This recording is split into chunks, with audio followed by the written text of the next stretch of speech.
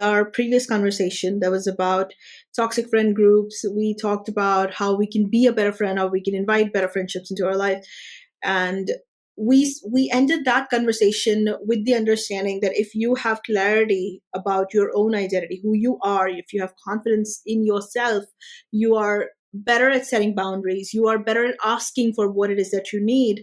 So let's start there. I want to understand, what does it take for you to be more confident in yourself? What does it take for you to cultivate a strong sense of identity so that then you can go into the world and move in your relationships, move in society with a degree of self assurance that allows you to have a quality life? I would definitely like to start off with a quote by Charles Bukowski, which says, "Can you remember who you were before the world told you who you are?" And that takes a lot of courage, a lot of effort to be able to do that. I mean, let's think just in terms of, say, taking care of our bodies, right? Physical health. I love drawing parallels with physical health because this is something we all can relate to. So in physical health, even though the science is out there about how to keep your blood sugar levels down, how to exercise enough, just walk enough, blah, blah, blah, how to eat healthier, choose protein and fiber in a good mix with some vices, of course. It's still easier to follow the crowd because there's safety in numbers. It's easier not to think. So if you can think about how something so fundamental, so mundane to our lives is already plagued with self-doubt and questions, then what more when it comes to our identities? Because much as we are all kind of similar to some extent down to our genetic material, we are also kind of different. And this paradox is what makes us interesting because it helps us to get along with other people, understand each other, but it also makes us unique in that each of us has our own contribution and also our own different lessons in life to learn that we can transmute into superpowers. And so to be able to look at who am I, what do I like, it's actually takes a lot of courage. Even though most people think that it's very easy, it's not. It's not easy to just live up to it as well because you will second guess and you adopt yourself. So part of this developing confidence, developing a love for yourself, developing respect for yourself is being able to know what you like, what you stand for, what you're willing to work hard for. Yeah, you know what is funny though? There is so much content out there that's all focused on developing self confidence, developing certainty, within yourself. But if you, and tell me if you disagree with me, we notice around ourselves, we like people who are softer. We like people who are not that bold, not that, because a lot of the time, like when you, especially, this is especially true for women, when we meet women who know exactly what they want, they speak their mind, they stand up for themselves, they push back, and they do it without any uncertainty. We never look at it and say, what a very confident, ballsy woman, how wonderful, that I get to know this person. We always look at it and think of, oh, this woman is very aggressive. She's like a feminist nut. These are like these are terms that I've heard for myself. And I will also say this, that I think of myself as a very confident person, but my first approach is always very soft. Not that there's anything wrong with it, but you do downplay things even when you know for a fact that someone has just crossed your boundaries. Your first approach is always very quiet, very soft, and there is a tendency to like people like that. And I see that translating into then a lot of people deliberately downplaying themselves. And that obviously affects the opportunities you reach out for. That obviously affects how you show up in a workplace, even in your relationship. I would definitely agree that because it's always easier to go with somebody who's soft, goes with the flow. And then on the flip side, when we talk about this feminist nutter, we see some people who are brave and gung-ho and do it in a way that's very palatable. But we also see people who do it in ways that are overcompensating. It's almost like you are a surrogate male. And just look at your biology. Right? I mean, this is one lesson for myself in terms of biology. I always spend my time wanting to be a machine, but not exactly very. It's not exactly very successful because I'm made out of female hormones. So at any time of the month, there will be different hormones in different concentrations and ratios that are circulating through my body, changing the way I think, the way I feel, and being aware is really important. But if I expect myself to act like a man or I overcompensate and become louder, more aggressive, almost like I have 4 balls instead of 2 balls, then it's going to make me feel very unpalatable, almost pugnacious. And having that aggression that is distasteful can feel very threatening and unsafe to people. So I don't blame people for feeling a bit about someone being really aggressive and coarse, right? But then but then if we modulate that a bit down and we see people who are able to stand their ground, have their boundaries, able to trump first, power later kind of people. And I like people like that. There are people I want to learn from actively. But I also am aware that it still rubs other people the wrong way, because a contrast with who you are can actually tell you a lot of things about yourself, propel this unconscious, very quick self-reflection, self-audit that you're not exactly setting up for yourself. And it can feel very jarring and horrible. And it's always easier not to separate how you feel about yourself from the other person, or your admiration for the other person or respect for the other person. It's easier to tar the other person instead of yourself. So in this sense, there's many layers of what's going on when we are interacting or watching people who stand their ground. Yeah. It I will say this though, I mean, and it's my experience, or maybe it really is just my experience, I don't know. But I have a very quiet energy, so Okay. I don't really need people to notice me. I don't really need people to recognize and validate me as a confident, bold person. So yes, my approach is also initially always very soft, my energy is very quiet. But then if somebody crosses me, I'm not going to take it.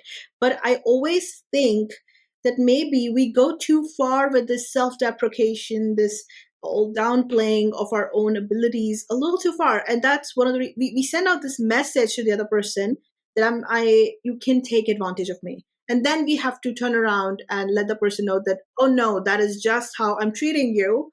You actually cannot take advantage of me. So I often wonder, if wouldn't it be better if we just sort of,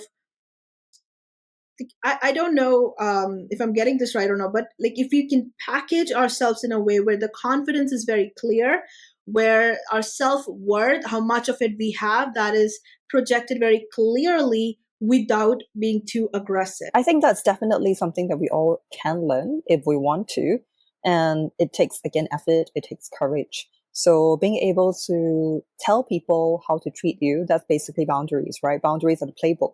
And if we don't teach another person, don't give them the user manual, how are they going to understand that? So I think if you are able to articulate your boundaries, and that's step one. If a person can consistently respect that and repair if they accidentally violate it, that's always a good sign. But as a litmus test, if somebody laughs at you, gaslights you, plays you down for asserting your boundaries, then that is your answer that they are not good people for you, or just not good people.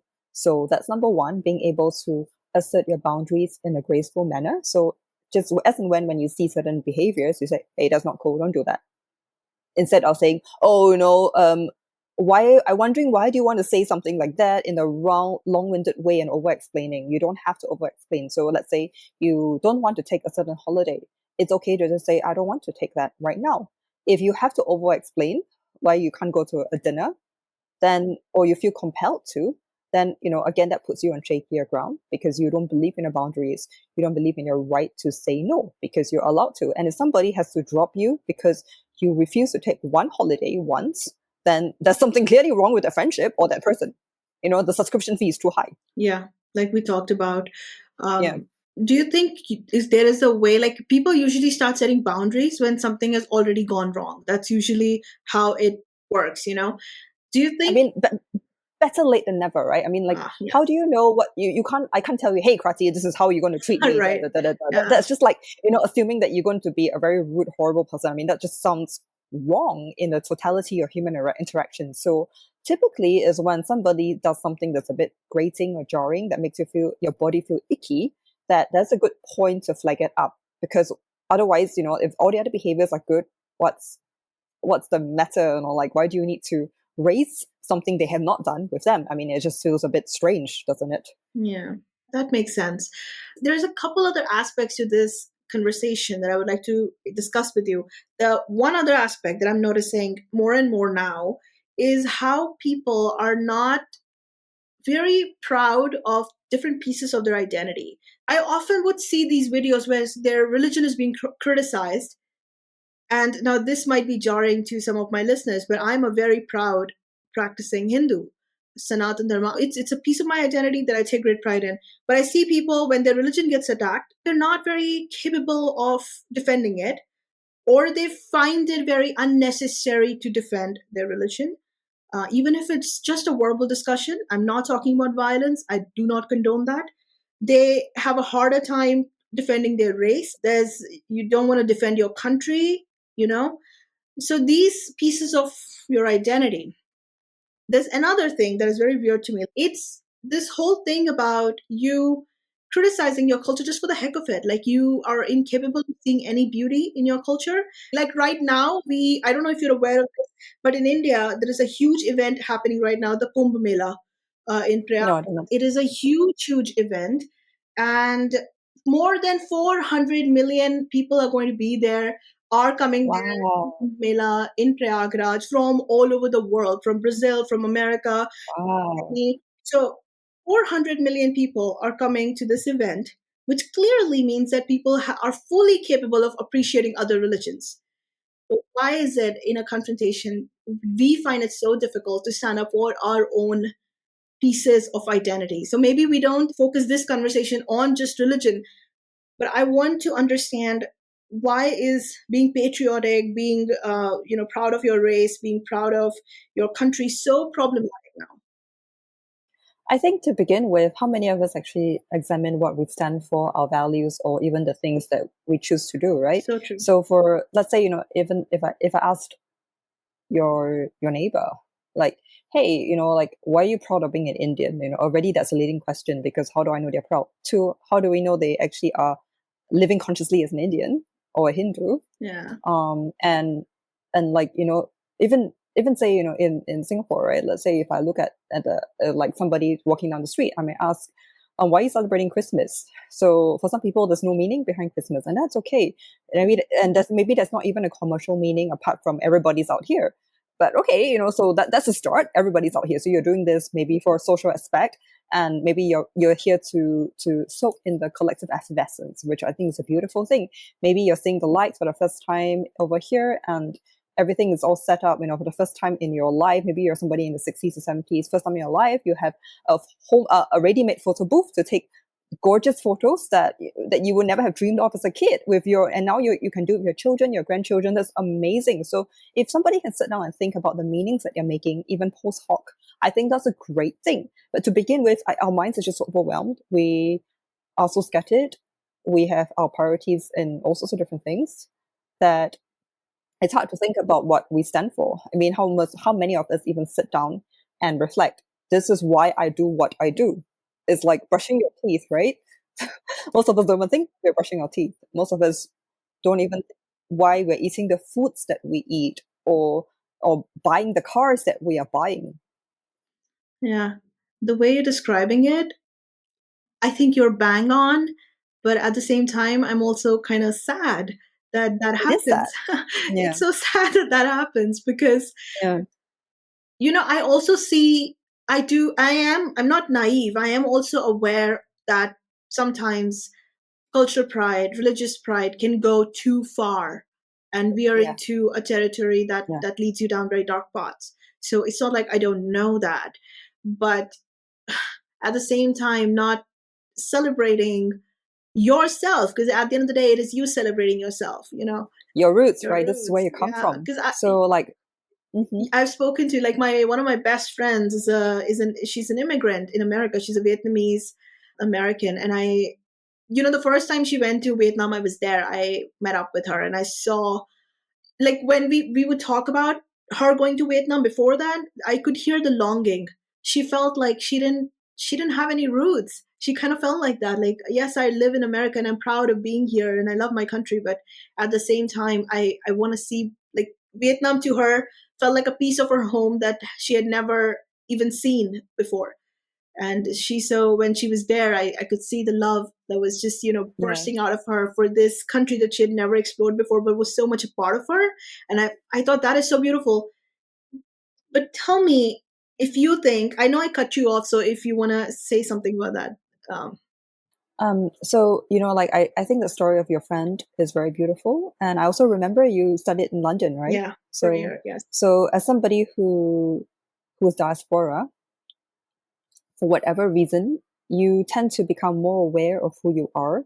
Because I remember my sociology professor telling us that it's a boundary contrast. No, not in terms of boundaries, good boundary, these are my boundaries kind, but rather, when two things come to in contact with each other, there's a boundary, right? So that when the boundaries contrast, you become more aware of who you are, which is why diaspora people tend to become a bit more respectful, a bit more curious about where they come from. It's like when I started teaching Mandarin to white kids, right? That was when I started for the first time to break down the words in my head. And I'm like, oh, this is Yeah. beautiful. Because before then it was just automatic, right? So, it's like it's certain experiences and exercises or where your context that makes you think.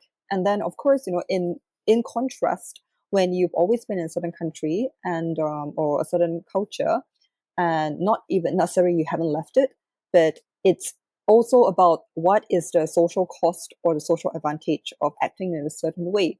So in Singapore, I remember growing up, there was a coolness in becoming Christian because it's associated with being Western. And I'm not sure about the figures today right now, but it was something quite big then. So people will look at me and say, you must be Christian. And I'm like, I must be Christian. I mean, yes, I'm Catholic. I was baptized Catholic. I had no choice in that. Okay. Let's get clear on that. Yeah. Okay. So I had no choice in that. But yes, I am Christian, technically speaking. But why do you say you must be? And say, oh, because you look and sound very Western. And I'm like, what on earth do you mean by that? It's really, really strange because here am I running in and out of temples, like into places trying to hunt down my Chinese roots because I'm trying to understand where I come from. But then at the same time, there's also it's also, I know it's uncool. I don't really care. I think, and I don't like, so that doesn't matter to me. What matters to me is actually understanding my roots, understanding where my DNA comes from, where my energy comes from, right? My ancestral lineage, heritage, strengths, and traumas that are being carried forward. But then it's not always the case for a lot of people because it's cooler to deny your roots at times. It's cooler to change your hair color and go for a lot of surgery to look like something else. And while I wouldn't blame somebody completely because, like looks are prescribed as, this is what's cool, this is what gives you opportunities and jobs.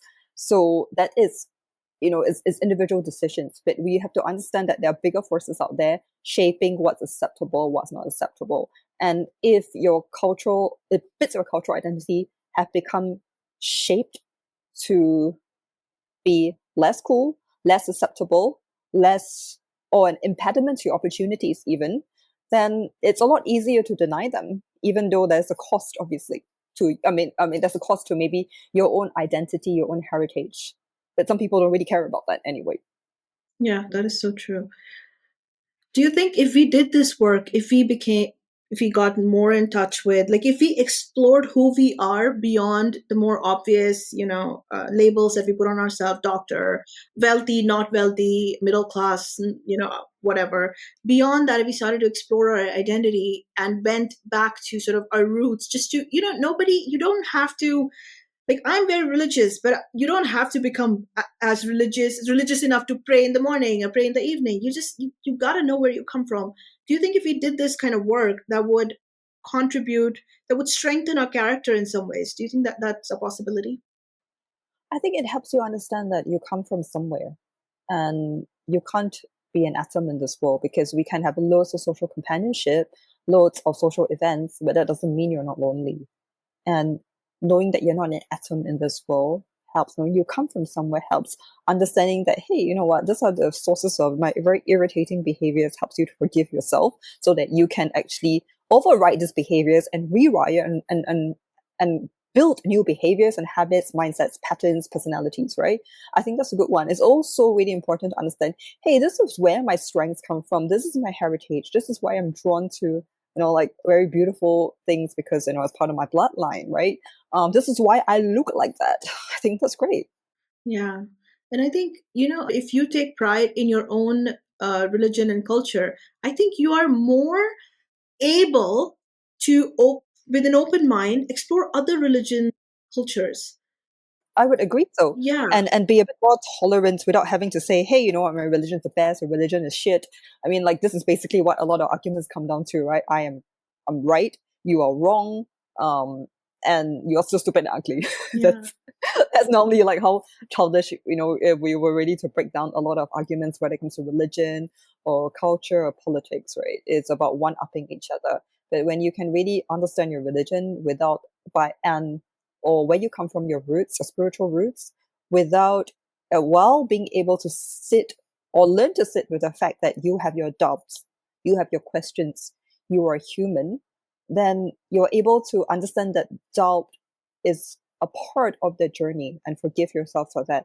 That helps you to grow as a person. That helps you to see other religions in a different light. I remember this. So every day I read the reading from this book called Luna Tao. So this guy Dong Ming Tao, he's a Taoist master, and he writes a certain passage in accordance to the Chinese calendar's moon of the day. So I love that. And so even though I read the book for like 5 years, every time I read the passage for the day, something different jumps out to me. So on one day it says, I used to worship with many objections. Now I worship with an even heart. Because like the realism of religions and cultures is that there's always going to be something ugly set in a historical context that made sense then. There's going to be a lot of ugly people bastardizing and perverting a religion. yes, So it's very easy to point out, no, this person is crap, or no, this Hindu priest did something bad. This Taoist monk did something bad, right? This Catholic priest, whatever you want to point out, right? But that doesn't sully the entire religion or what you decide to take from it. But the thing is that if we are just doing something because of we're not thinking about why we're doing something, we're doing it because we are coerced or subtly persuaded into doing something for a social benefit or whatever else, then we are not sure why we're pursuing something. So there can be a lot of shakiness and doubt. So, like the only way to get past that is to actually sit with the fact that you're human, you have objections, you have doubts. yeah. That is beautiful the way you put it. I don't want anybody listening to this to feel attacked or to feel like your choices make you bad, or that your choices mean that you're not standing up for your culture, your country. This is just a general observation that I had. And you are absolutely right. There was a time when I thought wearing the cross was the coolest thing just because I saw it in American movies for Yeah, no other yeah. reason. I was a kid at the time and my mom was so confused. She's like, "What are you doing? Why are like, she didn't stop me. She's like, by all means, if you want to wear it, wear it. Yeah. You need to have a better reason than some actor wore it on some movie." She's like, "This is so stupid." But yeah, when I was in depression, I listened to Joel Osteen, not some Hindu priest, not the Hindu scriptures. Joel Osteen, who because he's just a very exuberant, excited person, happy person, and it helped me recover from my depression. So it's not one religion or the other religion. It's just I just feel I like think we are sort it's of bypassing this very yeah. vital. It's almost like take what you need and then understand why you took that. So you don't understand before you take it, because there are a lot of things that sometimes we do almost intuitively. Like sometimes, I know, like I may get pissed off with myself for not picking up a certain book, right? But I just know inside my body is not the right time. And when it's the right time, and magically I'll open it. And then when I open it, I find what I need. I mean, it's just nuts, okay? And but when I say I find what I need, I don't mean in a confirmation bias kind of way. I find something that makes me think. It makes me question, and I know that's not bias, right? That's like just what that self needs now. So sometimes we get drawn to certain scriptures, certain preaching, certain teaching, certain poetry, because religion is full of good poetry, like say Khalil Gibran, right, like Rumi. And we get drawn to that, and we may not understand why I'm reading, say, Psalms or what Solomon wrote, Book of Psalms. But when we sit down and we take what we need, we reflect on how that has nourished us, how that's healed us, and then we can understand. And that's all we really need. It's not to say, it's not to throw or cast our aspersions upon ourselves or somebody else, Yeah, but rather, be grateful that you had the capacity to reach out to this thing and to receive nourishment. yeah, you put it perfectly. I sit down with so much faith in the evening. Usually, my morning prayers are mantra chanting. In the evening, I read scriptures. So when I would sit down with it's like a massive tome that I read, like Shiv Puran is this huge, huge book. I would sit down and there are chapters in it. Like God didn't write it. a person, a human being wrote it. And like you said, it was written a long time back. So there would be passages in it. And in my temple, there are idols of all the gods, like, different gods of my religion. I would look up to Lord Shiva. I am a Shiv devotee. That scripture is about Lord Shiva. I would look up, I would be reading it. I would be like, are you serious? Did you allow this to be here? Like, what is this? Like, I would be so outraged. Like, there are pieces in that scripture that would just be like, I don't understand how this can be here. And I would question it. I would ask my mom. I would email like different people, like experts around Yeah. in India, and I would be like, what does this mean? What is this? This is not sitting right with me. And I think that is something you can do when you sit with faith, like when you believe in something, when you that I am a devoted Hindu, I'm devoted to, I love my scriptures. I think that allows you to question it also. That gives you the right to do it because you bring so much love and faith. You also, in return, get the right to question. Then the And authority. I think that faith that is hard won because you've allowed yourself to doubt. You've allowed yourself to ask those questions instead of repress your very fundamental human curiosity. Faith, and if you can still have faith after that, Yes. I think that is the most beautiful thing because that is the most genuine kind of faith that you know will always sit for you within your life versus that, okay, I faith like doubt is a bad thing. So let me just shut it off and let me just believe blindly and let me just lie to myself. And that's not solid. There's no foundations for holding you through. So I understand what you're saying totally. But I think that applies to everything else as well in life. Like you just explained about the faith, and then, bringing your questions, being able to just, raise this idea that, okay, this part I do not accept. What does this mean? And then coming back to, maintaining that faith through that process. That is a beautiful thing. I think that same thing applies to life as well. Yeah. When you Yeah. have that kind of confidence in yourself, like you said, when you do the work and you work through what it is that you need, you work through different aspects to your character, you can allow yourself to sometimes be very soft in your relationships, be very soft in the world, because you know that when it comes to it, you've got the strength and the courage to stand up for yourself, to push back. You don't have to Yeah. maintain that. You don't have to be aggressive and fierce or be a porcupine with a lot of swords coming out of you. It's almost like you don't have anything to prove when you know yourself enough. And I say that from experience because I like with every year I grow a lot, and I call it growing up, glowing up, and I get to know myself a lot more. And what I realized, one of the biggest lessons in the past, say, few months was that if somebody was born with the same set of cards, maybe they would not have made it to what I've done. So why do I expect myself to automatically be born with the perfect knowledge about what boundaries are?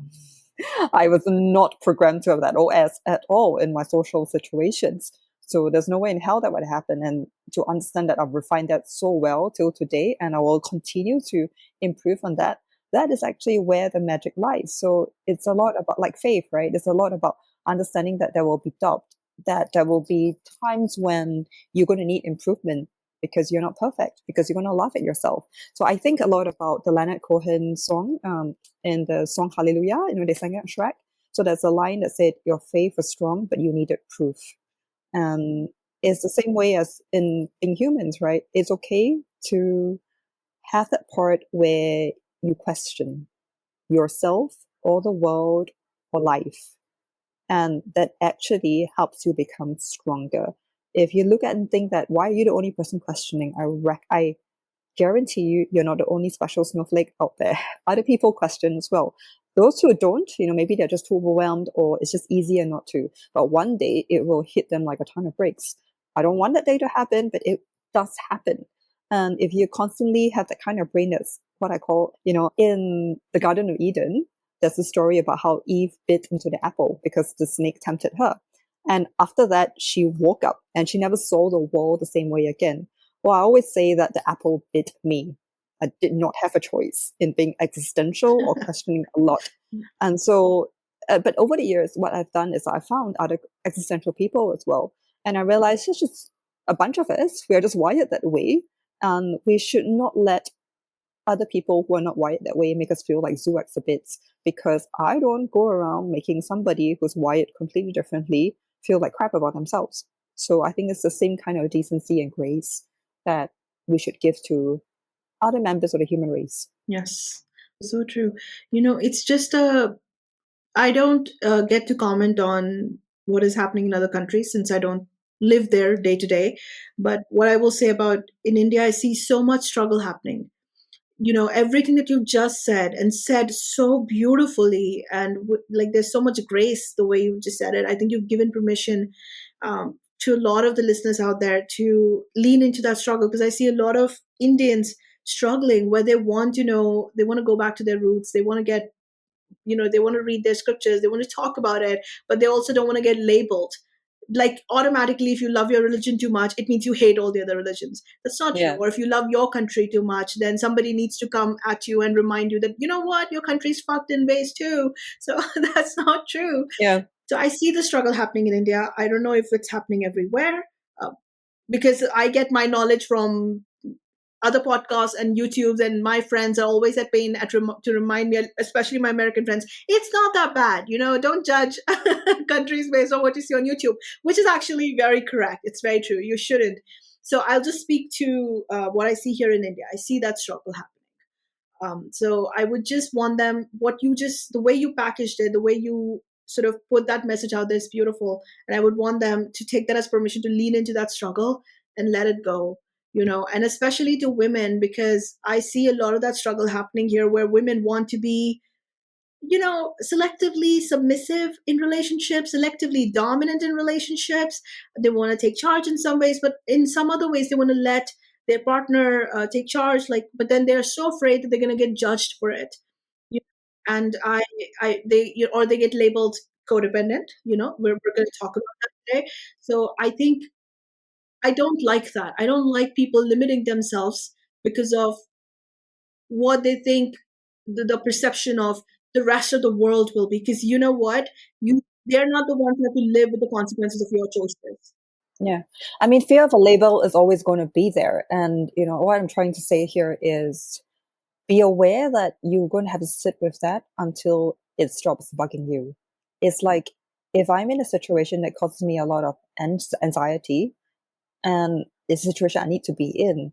So what I can do is I can keep sitting in a situation like that and learn to regulate my body, my nervous system, towards getting used to it so that my body doesn't freak out insanely. It doesn't mean I'm going to enjoy some of the situations. Like I may never enjoy a hot, stuffy bus, right? I mean, who does? I may never like a hot, stuffy train in the middle of winter in England. It's awful. Okay, and I'm not trying to make myself like a dirty toilet. Yeah, Yeah. let's get that clear. Okay, but then I can habituate my nervous system to tolerate it. In the same way, you will learn to habituate your body and your brain to tolerate, and then slowly the noise of people's judgments becomes smaller and smaller and smaller. But you have to start somewhere. But of course, having the permission is very different, because having the permission is almost like you are taking away this thing that sucks and leaks your energy in drips and drabs. And that is exhausting when you keep accumulating, because, like there are things that I do intuitively that I know are right. And over time, like after 4 or 5 years, the results consistently show that I'm in the right direction. But because the social diktat, I call it the social diktat, is so loud in my ear or in my head that I'm aware. So I doubt, I second guess, I fight myself. And this doubt, despite me walking in the right direction, this doubt takes away a lot of my energy that maybe I don't need that. So, if I were to give my younger self a lesson looking back in the last 5 years, it would be permission. Trust your instincts, trust your gut, because you build your life in a way that you can trust yourself, right? So in the same way, but sometimes it's hard. It's hard to stop that. So be aware of how your energy is leaking. Yeah. Again, this is why I appreciate you so much. You bring such compassion to even the most difficult ideas, difficult discussions out there. Yeah, so I thank you for that. That's important.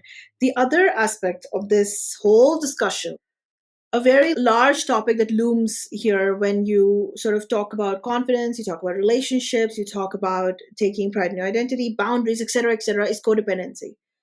We see a lot of discussion happening around that. I want to I want to start from scratch because even I don't understand it completely. My right away when you say the term codependency, the idea that pops into my head is of women who are clingy and who are needy and who are incapable of standing on their own. And I know that that's not it. So please let's talk about codependency and the misconceptions that people have about it. So we have to first understand the roots as with anything when it comes to whatever labels that we're giving. Labels are useful. Let's get that clear, okay? Because it helps us to understand, helps us to organize our experiences, and helps us to realize we're not alone. There's a way out. So I like labels. Okay. Let's Right. get that clear first. Okay. So codependency started in the wake of a lot of developments about treating addiction. So we will always think about how when somebody is an addict, there will always be somebody else who tends to be enabling their behaviors, such as, okay, you're ill because you've drunk too much. Let me call in sick for you. Let me lie to your boss for you. Let me make excuses for you. Let me give you extra money. Otherwise, you're going to starve, even though you just spent, or because you just spent all your money on whatever substance of choice that you've had, right? And these people would often be seen as codependent because they were not doing this from the state of, let me help you, even though it's short-term help rather than a long-term help. It was also because their sense of self, sense of worth was dependent on their relationship, and hence the word codependent. You're saying So the people who enable them are the yes, codependent. are the codependents, Okay. yes. Yeah. So basically, it's like my sense of worth, my sense of self has no place on its own. I'm only as good as how you see me, Got it. as what I do for you. So over time, and as the literature and the awareness on narcissism, on narcissistic relationships came up, that would be, say, 2016 to 2018, 2019 kind of time, when it was starting to get popular. People were starting to get aware that, oh my god, this is my relationship, or oh my god, this was my relationship, right? Then the term codependent started getting a bit more traction again, because it was found that women or men in such narcissistic relationships being abused tended to be codependent. And there will also be a backlash, because women or men were also asking, like some of them will be asking, hey, you know what, like I do pretty well at work. I got my head sorted. I got my life sorted. How am I this so-called dependent, needy person? I may have friends. I may have a career. I may have a hobby. I'm a responsible person with a lot of accomplishments. So how on earth can I be seen as a needy, dependent person? So last Q4, 2024 Q4, that was when Terry Cole came out with a new book called Too Much, which is about high functioning codependence. And what she wrote was that in her practice, as she was seeing her clients, what she realized is her clients were another version of codependency, what she called high functioning codependency, where basically they tend to overgive and be over involved in other people's feelings, situations, behaviors, whatever else. They're giving and giving at their own expense. And sometimes it would be because they had this belief that if they fix other people's problems, their own world would become peaceful. Or they knew how to fix somebody else's problems, or it's a good distraction from their own problems, because you could be incredibly accomplished, or you could have a good life on paper, but there are some things inside you that are not exactly at peace. There's some things that could be healed, that could be smoothed over by looking deeply at that and building what I would call a new OS, a new system, a new rules of engagement of the world. Okay, but here's the deal now.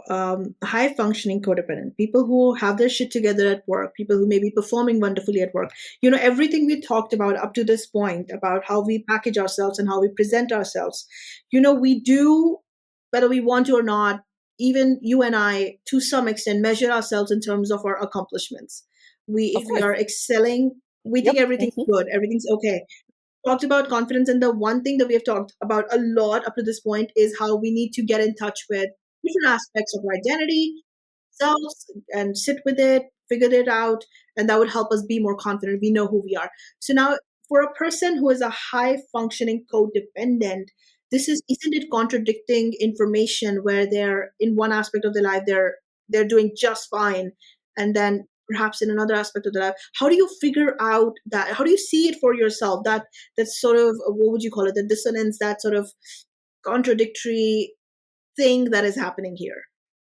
I think there's a gulf. There's a really big gulf that is presenting as false advertising.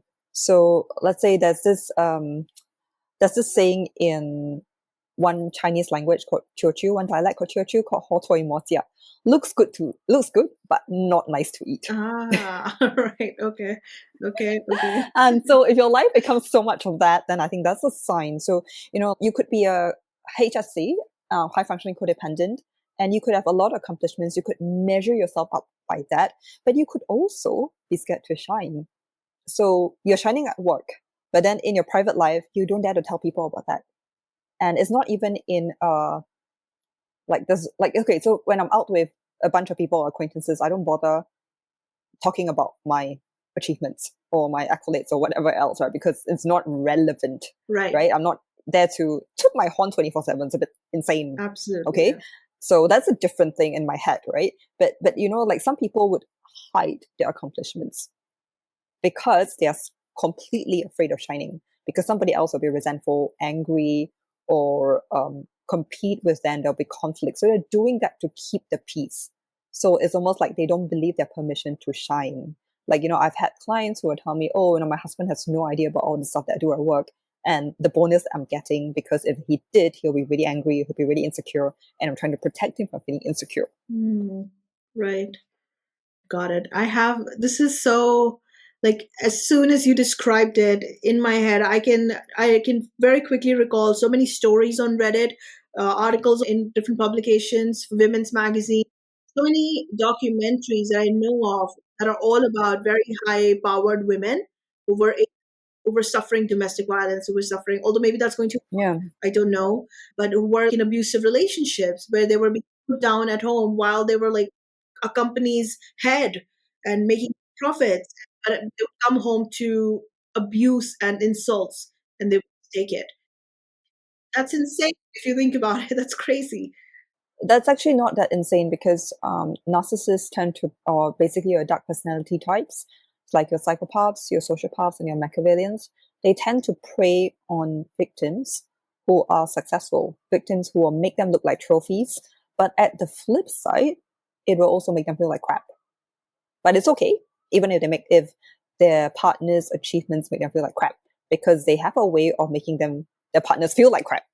And they need to hurt somebody, because the sadism is incredibly high in a dark personality type.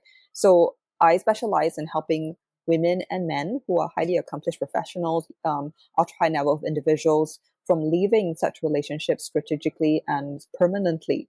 And it can be really complicated because there's so much control, there's so much trauma involved.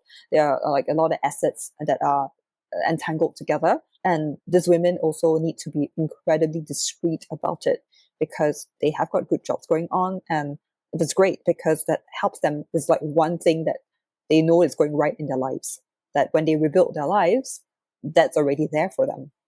This is a little scary, that there are people out there who may be stuck in situations of that sort. If somebody listening to this right now is beginning to sort of relate to the information you're sharing, is there like some sort of self-assessment that you can run? Because I feel like a lot of people who are in those situations, even as you are describing this to them, they don't, like, right away, they don't see themselves as part of it, like because they've justified it so much.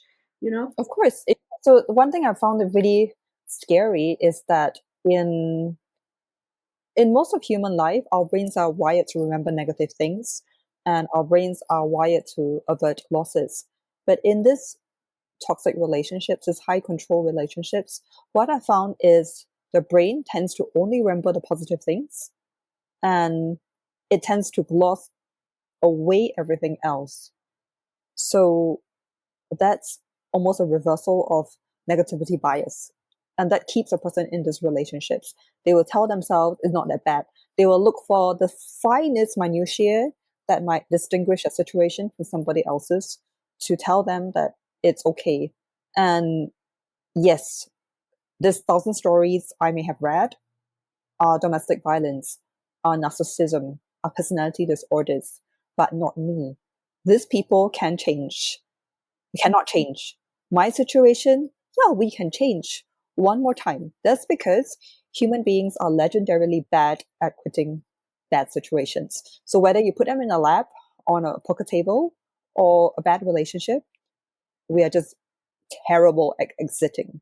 We are like this person that says one more time. They become superstitious, a bad kind of superstitious, okay? And we also tell ourselves that this is special, it is different. And because of that, we sabotage ourselves further. So for instance, for some women in such relationships, because those women are highly functioning in their work, right?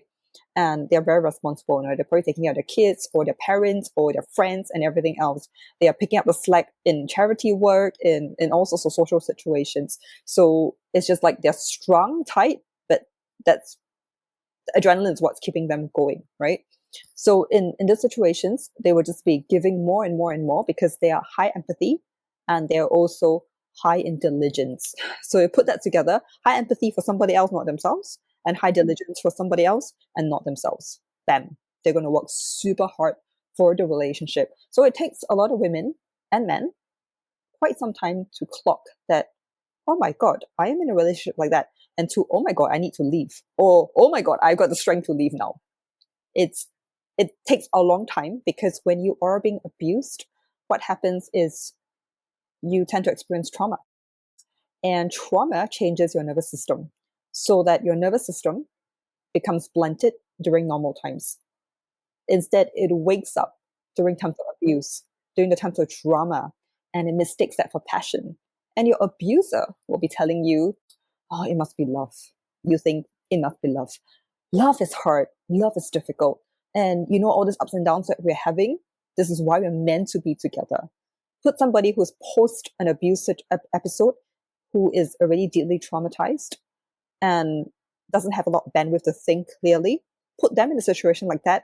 They're highly suggestible. And with your nervous system waking up during this abuse situations, during abuse episodes, you're going to believe it's love. And of course, you're too tired to escape. So what do? You adapt. You adapt one more day. That is, oh my God. We've seen this actually. I thought when we started discussing it, I thought this is these are very extreme cases, but it's actually fairly common. It is very common. Yeah. I hate to share this, but the last relationship that I was in, I was never a very good person to be in a romantic relationship with. I will say that outright. I'm a very solitary person. So even though I'm trying very hard to be present, to be happy with someone, I'm waiting for them to leave. And the better thing is to do, the more mature thing to do is to say that please leave. I'm not present in this relationship anymore. You deserve better. I didn't do that. This was a long time back. Thankfully, I just don't do that anymore. But I remember that guy, wonderful, beautiful human being, refusing to leave. I became so rude. I wouldn't pick up calls. I wouldn't show up on time. I was stingy with compliments. I wouldn't even say thank you when I should have. And so you're doing things to drive him away. I mean, every time I think about it, there's just this, I'm flooded with self-loathing that I did that, but I did do it. But the guy wouldn't leave. A very accomplished, very successful, wonderful man. He just wouldn't leave because he had this. And then eventually I reached my breaking point. I'm like, what the fuck is going on? Why would you put up with this kind of crappy behavior? And he's like, we can figure this out. We can do this. I'm like, what? I'm not a project. What do you mean we can do this? But he was so confident. He had such little failure in his life that he refused to believe that whatever is broken in my brain, he can't fix it. Okay, let me just pause you for. Okay, I know, you feel guilty about doing what you did. I would have felt guilty if that was what I did too, and with the lens of my current self, right? But I don't think there's something broken in your brain. I think you just got different needs for alone time. Yeah. Yeah, so look what you've after broken. that, that was the last breakup. That was the last. I have been on dates after that, very casual dates, no relationship. That was the last one I did. But it was after that I started saying to my mom mostly that Mom, some people are really not meant to be married. Some people are really not meant for relationships. It's best that they stay alone. So I was like, this is me. But I don't know. I don't know. This is an area of my life where I don't invest much energy to work through it. But that just came to me, came screaming back to me as we were talking about this, that this amazing person who so clearly deserved better, like throughout that time while I was being an ass, he was not even rude to me. Like he wasn't even abrupt. That poised of a gentleman, he's still putting up with my shit. I was like, maybe that's what it was. Like he was refusing to leave because he couldn't fathom the idea of not being able to figure something out, not being able to fix something, you know? Mm-hmm. Mm-hmm. Mm-hmm. Well, I mean, like, but that then again, right? Like in a narcissistic relationship, what happens is that earlier on they love bomb their victims. So it becomes so beautiful, so amazing. You're the only person who understands me. It's us against the world. Let's run away. They spend so much time that the victim thinks that it's very a lot of affection, but actually it's not, because you are bombarded. You don't have time to think for yourself. You don't have space to think for yourself. That's the first step in getting you gaslit. And because you've already had this template of beautiful relationship experiences to begin with, that becomes your idea that, okay, when something bad happens, we can get back to how it first started. That beautiful start, those awesome experiences, because I'm not crazy, it actually happened. And if this is no longer happening, and he's always also blaming me at times, then it has to be my fault. So I'm going to have to work harder and harder to prove it's not my fault. Can you see? Yes. There's something that really sinister going on in this dance. Yeah. Yeah. We focus more on romantic relationships, but this happens a lot in family setups as well. And then that means we're dealing with blood relatives. And it could be your parents as well, it could be a sibling.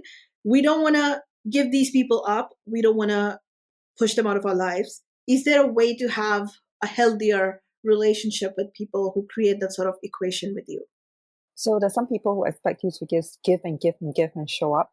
And if you're doing it and resenting what you're doing, then it's time for you to ask yourself, can I stop? Can I dial back?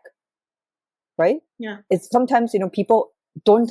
Okay, so we're talking about like some family members who may be expecting a lot or behaving badly, but not intentionally. Because if I keep showing up and I keep smiling at you, how does somebody know that's a problem, right? Right. So let's start with that to begin with. Let's not assume that everybody's a toxic person. Okay, so it's asking, can you do this on your own? Or let's say somebody keeps, asking you for advice, but going into the victim spiral. Maybe they're not interested in advice. But you can ask, what do you want right now? Do you want advice? Do you want a hug? Do you want a listening ear? Some people just want a listening ear. Or do you want somebody, or if you're blunt enough and close enough, do you want somebody to sit with you and just hear your gripes and tell you how everything's not going to work? Some people really want that. So, it's things like that. And then if you're overgiving, ask yourself, why on earth are you overgiving? Do you think that this person is going to collapse without you? And sometimes this person is completely able-bodied. They might take a bit more time to figure something out. And if you put support systems in place, they can figure it out. But maybe it's you handicapping somebody else. Have you ever thought about that? Right. Or that maybe you'll like to fill your time up with doing all these different side projects. Yeah, I know people are not projects, but sometimes we conflate people with projects. Okay, so maybe you're spending all this time, you're electing to spend all this time solving other people's problems, even when problems do not exist. Maybe this person doesn't even care about having a healthy meal. So why are you cooking and slaving away, meal prepping for this person when they don't even care or don't even eat it? And then you get angry and resentful. So you have to ask yourself, why on earth are you doing this? Why on earth are you overfunctioning? Are you giving unsolicited advice, or just showing up too much for other people? Right. Okay, if somebody's right now like there's a light bulb going on and they're like, yes, I do this, this is me.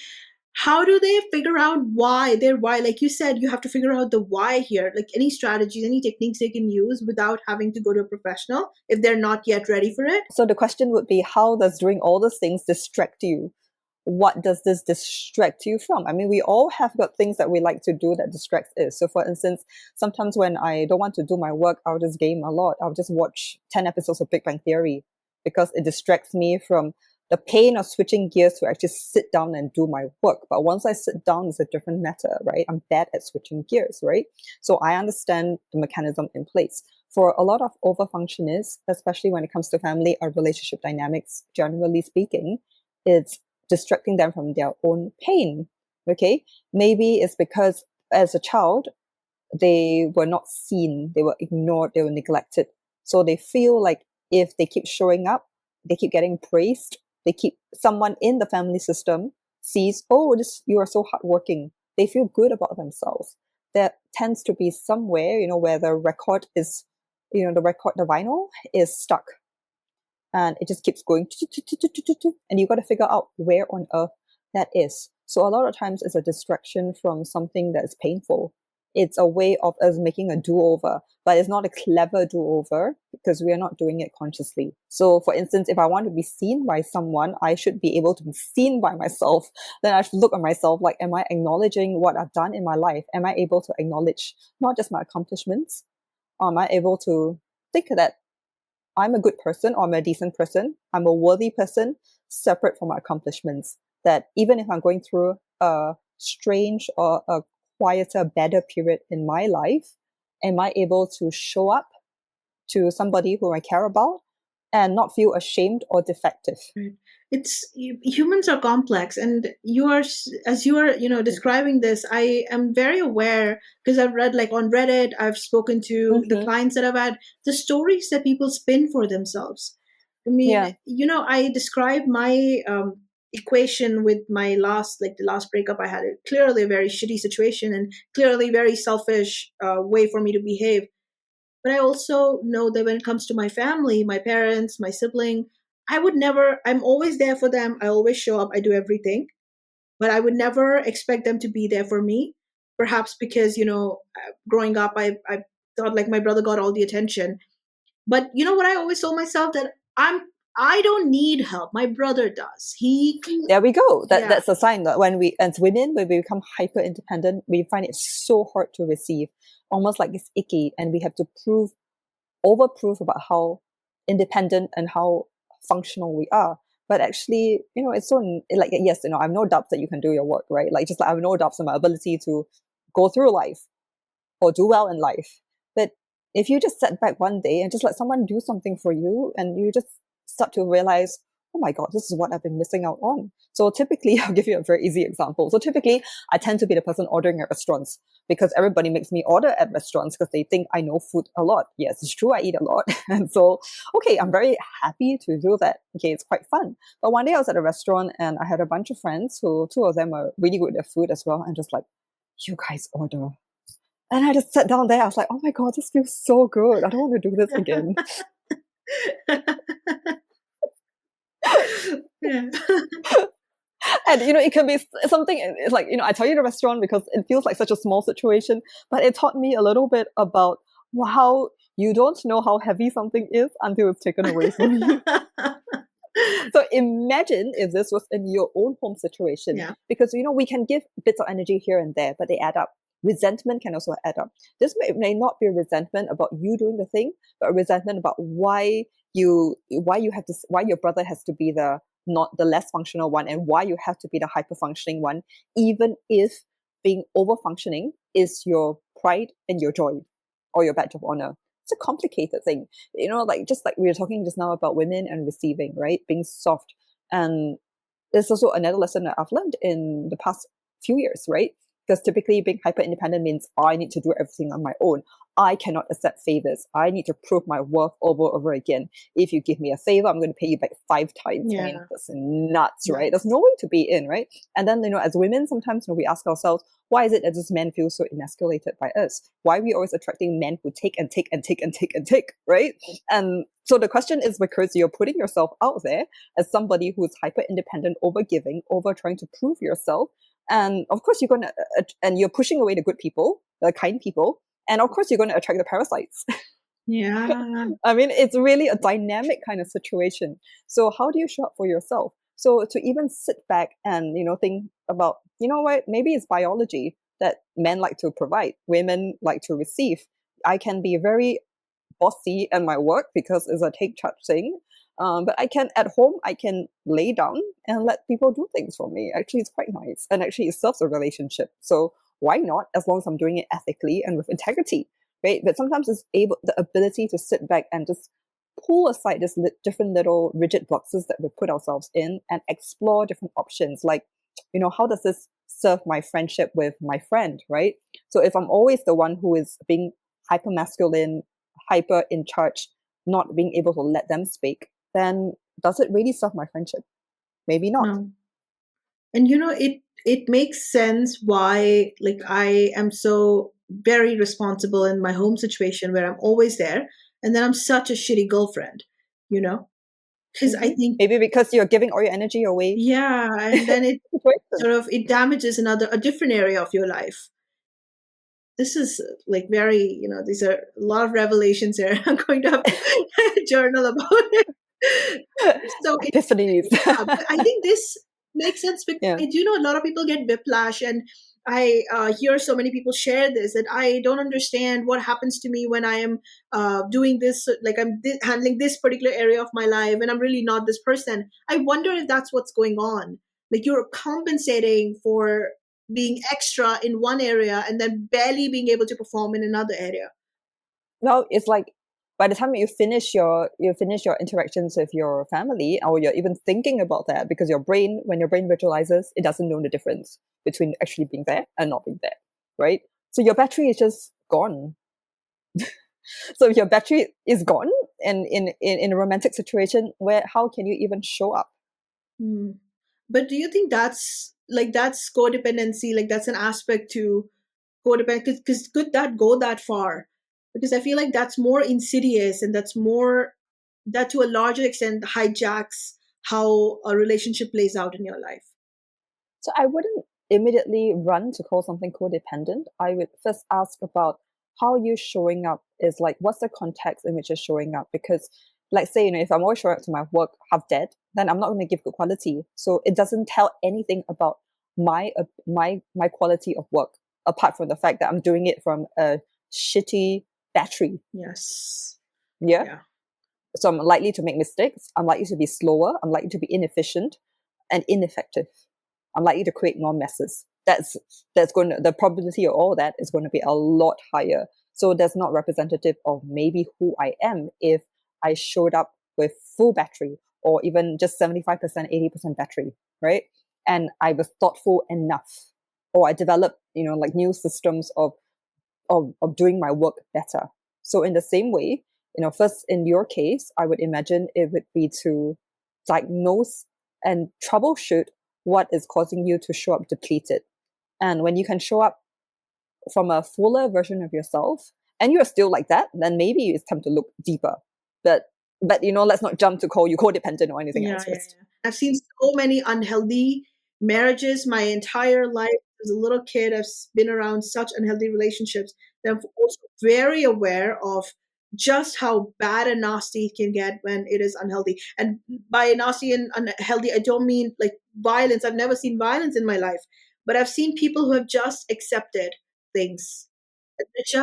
They've just given in to the fact that this person will never show up for me, this person will never be in my corner, or I will always have to do everything for this person, and that scares me so much. Is What is that like to sort of shut down pieces of yourself? I mean, it depends on how a person chooses their marriage or relationship to be, right? For some people, there's a unwritten, unspoken contract that I show up, I provide.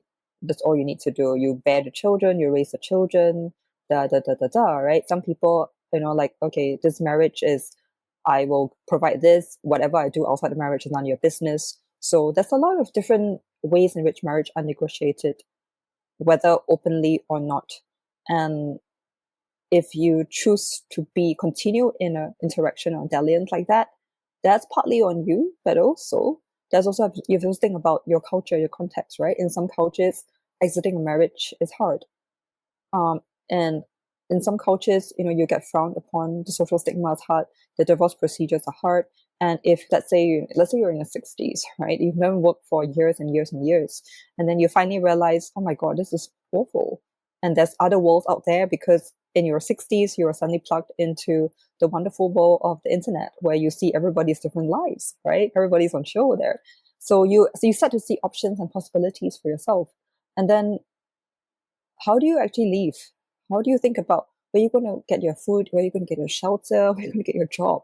I mean, it's a very complicated Yeah. thing to think about, right? And like, oh, you wonder, like, even if you have adult children who love you, would they forgive you for doing that, right? Who would actually understand? I mean, it's very hard to cast judgment on people's lives or why they stay or why they go, but it's hard. I mean, like, being human is hard.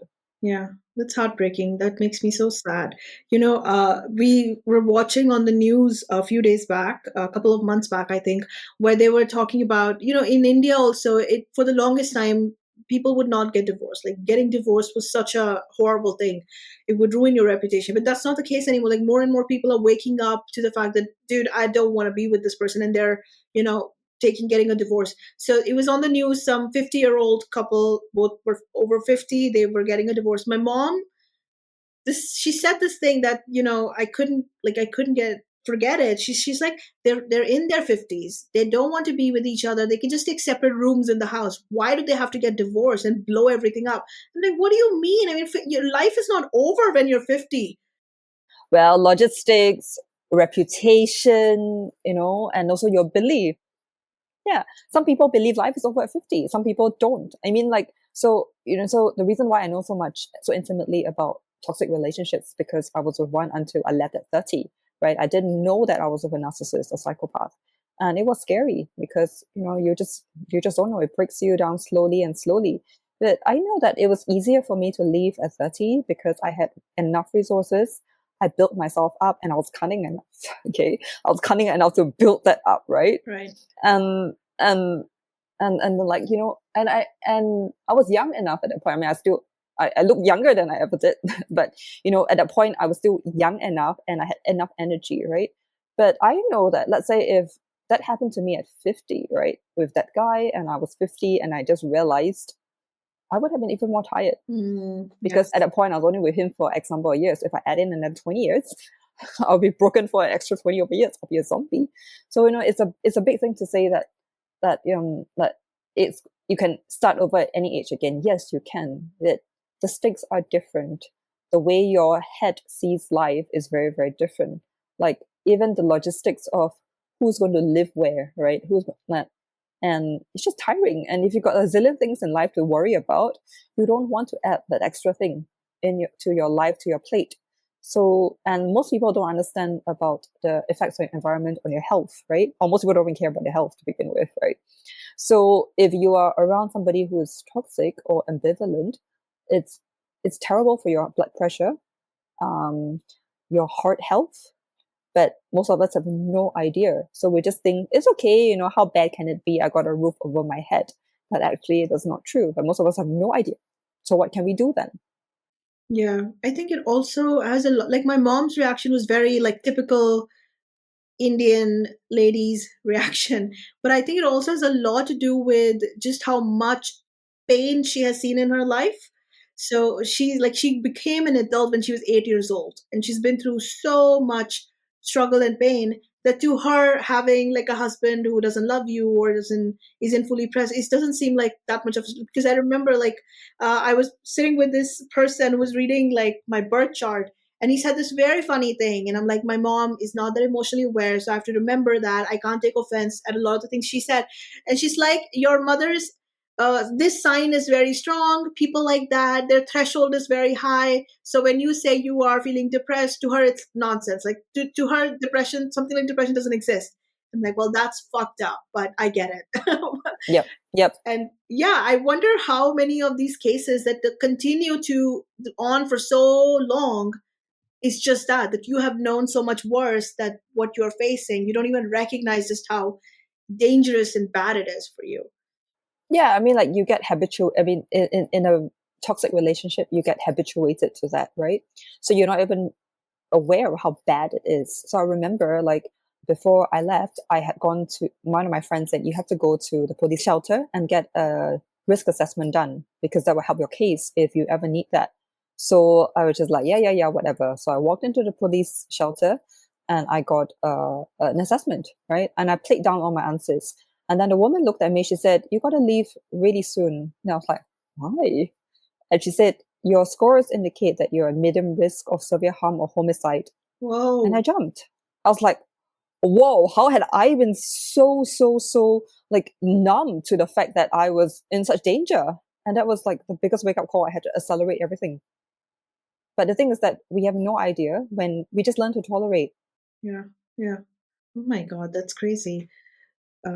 To anyone listening, if they feel like that sense of urgency to do this work, because we've unpacked a lot in this conversation, what are some like strategies that you would recommend? What is some work that they can do to start figuring out their life, themselves, who they are, their identity, that sort of thing? So one of the first things I'll say that is a universal thing, like drinking water and moving, would be emotional regulation.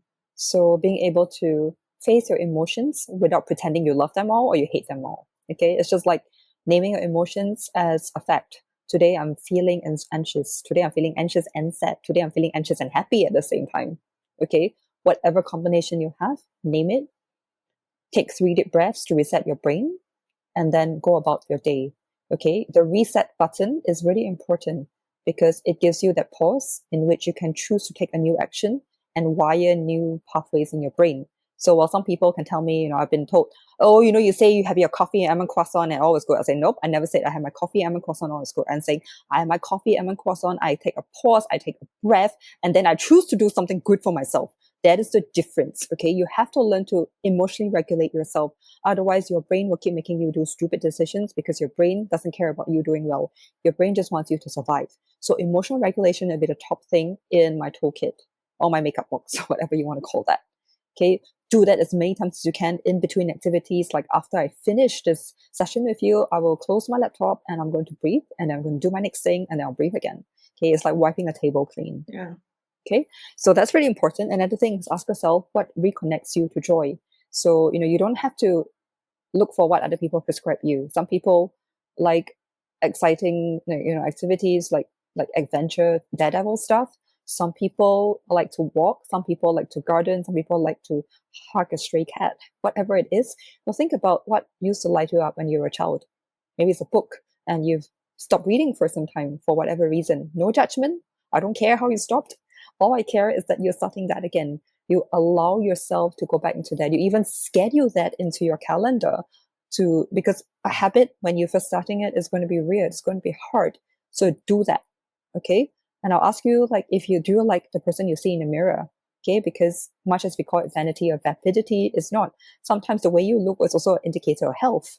So if you don't like what you look in the mirror because time has caused us all to decay, that's not just one thing. Okay, maybe it's also your habits. So what can you do that's different? Like, I've worked with women, super successful women who have been in such horrible relationships that I say, what's one thing you can do to claim yourself? And say, could you put lip balm on? Because they don't even put lip balm on anymore. And lip balm is just self-care, right? It's just, moisturizing your lips. And because if your lips are dry, it's uncomfortable, it's painful, Yes. right? And it takes away your energy as well. So maybe we put on some lip balm today. Maybe next week we put on some lip gloss or some lipstick because it's not completely contrary to what you used to do. It's just something that you're reclaiming. Maybe you stopped wearing the clothes that you like. Okay, maybe let's walk a little bit so you fit into that dress. Never underestimate the power of being vain and vapid. That's what I always tell everybody. Yeah. Especially if you have already accomplished a lot in your life. You have nothing to prove about, you being smart by making yourself dowdy.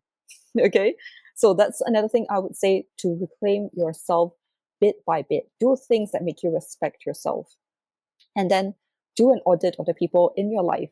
Is there a house of mirrors? Where are there people who make you feel like crap? Are there people who make you feel like it's not safe for you to shine? And by I say shine, I don't mean like, brag about yourself, but rather even just know that you've done something good. Be able to share that you've done something good or have something exciting in your life. Are these people secretly competing with you? Do you actually pick up on hostility? If you do, then these people are not safe. So if you have people like that who are gaslighting you, treating you like a zoo exhibit, treating you like some fucking weirdo, then these are people that, as if they show you who they are consistently, then it's time for you to listen to the signs and kick them out of your life, distance yourself, maybe stay in touch but out of reach, or completely stay out of touch. You choose the parameters of engagement. But, these voices in your head are not just your own voice. They tend to be the voices of the bullies in your past, the bad people, the people who make you feel like crap because they need to feel good about themselves. So if you're an over-functioning person, chances are you have some of this energy leeches in your life.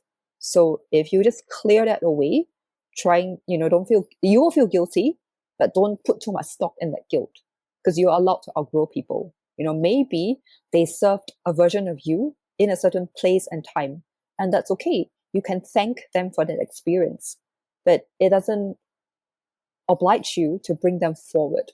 So if you can do all these small little things day by day, compound interest is going to work in your favor.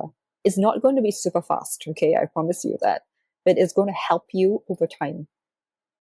Just thinking about anybody who's going through that, it breaks your heart, Hopefully things will be different this year, Yeah. Well, the only way things will be different, I mean, like, besides a bit of luck, right, is also what you do. Yeah. Yeah, I was just reading something on Pinterest that day. It said something like, if you do the same things this year, it's not a new year, it's just another year. Or what did Einstein say, right? Stupidity is doing the same thing, expecting a different outcome. Yeah, expecting a different outcome. Yeah. Yes, that is so true. Okay, for any final wisdom, any message you want to put out there, anything you want to share, anything you want to plug for our listeners before we stop recording? So I would say that because we are exactly at the new year, and to me, this is not exactly the new year because Chinese New Year is my real new year. So this is like the dress rehearsal, right? Okay. So it's a practice. So, you've got a lot of time to establish what you want for this new year, because, whatever in between zones that we have, don't just call them a social construct. Don't tear them down that way. I think they are valuable opportunities that you can use to leverage the energy and create a new beginning, a new chapter for yourself. Even if the game isn't rigged in your favor yet, you can rig it to your favor. Yeah. It's one thing to feel helpless and another thing to do something about it. Yes. Beautiful, beautiful, amazing. And I'll just say, God knows how to make up for lost time. So oh, totally. So just don't worry. Just do your best, and you will also make up for your own lost time, because I always believed your past can pay dividends for you. All the wisdom that you've had, your past selves have a lot of wisdom to teach you when you bring them back. Yeah, as we discussed in our last conversation, that was so loved by my audience. You're so right, and it compounds over time as well. So definitely. So if we see compound interest working in the stock markets, we can see them working in our heads, in our lives. Of course, if there's something that you want to build on yourself, I also have a book called This Is What Matters, published by Simon & Schuster 2 years ago or 3 years ago. And it's got 50 different exercises in which you can clarify about what do you want in your life going forward across 7 areas of your life, what stops you, and how can you get yourself there. So if you'd like, you can always pick up a book. I use it a lot in my corporate conferences. So we've reached the end of this video. Thank you so much for watching and for sharing your time with me. The video description will have the link to all the resources mentioned during the conversation. And if you would rather listen to these episodes, then you can find Experimental Podcast on most podcast platforms. If you enjoyed the video, please do share your thoughts in the comment section. And if you want to watch more, subscribe to the channel, please, and do hit the notification bell. I will see you again in the next video. Till then, please do take care of yourself. Bye.